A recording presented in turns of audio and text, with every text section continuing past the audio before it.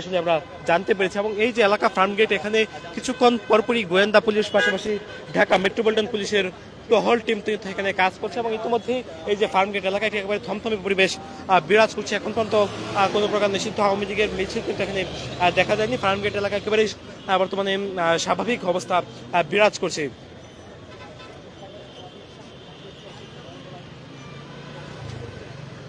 দর্শক, আপনাদেরকে আরো জানিয়ে রাখতে চাই, আজকে এই ফার্মগেট এলাকায় শুধু নয়, আগারগাঁও এলাকাতেও নিষিদ্ধ ঘোষিত আওয়ামী লীগ তারা ঝটিকা মিছিল করার ঘোষণা করেছিলেন এবং সেখানে কিন্তু ঝটিকা মিছিল করতে পারেনি। সেখান থেকেও বেশ কয়েকজনকে আটক করেছে আইন শৃঙ্খলা বাহিনী। এবং আপনাদেরকে আরও তথ্য জানিয়ে রাখতে চাই, এই যে ফার্মগেট এলাকা, এখানে মূলত আজকে আইন শৃঙ্খলা বাহিনী তারা কঠোর অবস্থান নিয়ে রেখেছেন যেন নিষিদ্ধ ঘোষিত আওয়ামী লীগ তারা যে ঝটিকা মিছিল করার ঘোষণা করেছেন বা তারা যে প্রস্তুতি নিচ্ছিলেন, সেই প্রস্তুতি মূলত আইন শৃঙ্খলা বাহিনীর সদস্যরা তারা আসলে জানতে পেরে এই এলাকাতে আইন শৃঙ্খলা বাহিনীর সদস্য তারা অবস্থান নিয়েছেন।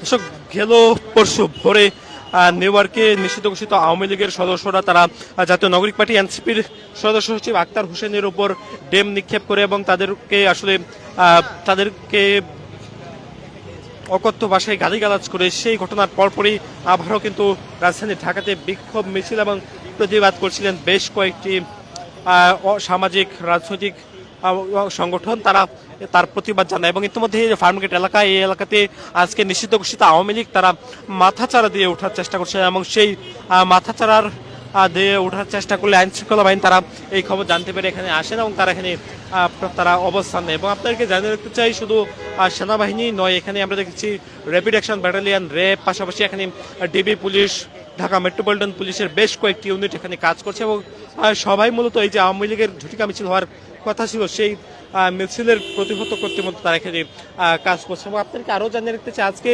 নিষিদ্ধ ঘোষিত আওয়ামী লীগ তারা ঝটিকা মিছিল করার প্রস্তুতি নিচ্ছিলেন, এই খবর জানতে পেরে মূলত আইন শৃঙ্খলা বাহিনীর সদস্যরা তারা এই এলাকাতে অবস্থান নেই। এবং ইতিমধ্যে বেশ কয়েকজন, প্রায় শতাধিক যুবককে তারা এখান থেকে আটক করা হচ্ছে এমনটি আমরা জানতে পেরেছি। আপনারা দেখতে পাচ্ছেন ফার্মগেটের চিত্র আপনাদেরকে দেখাচ্ছি।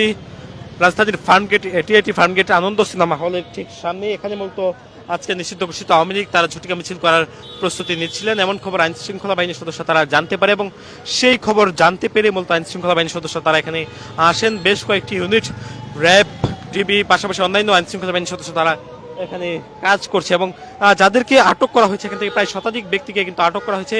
যাদেরকে আটক করা হয়েছে তার বেশিরভাগই নারায়ণগঞ্জ এলাকার বাসিন্দা এমনটি তারা আসলে বলছেন। এবং আমরা দেখছিলাম রাজধানীর কলাবাগান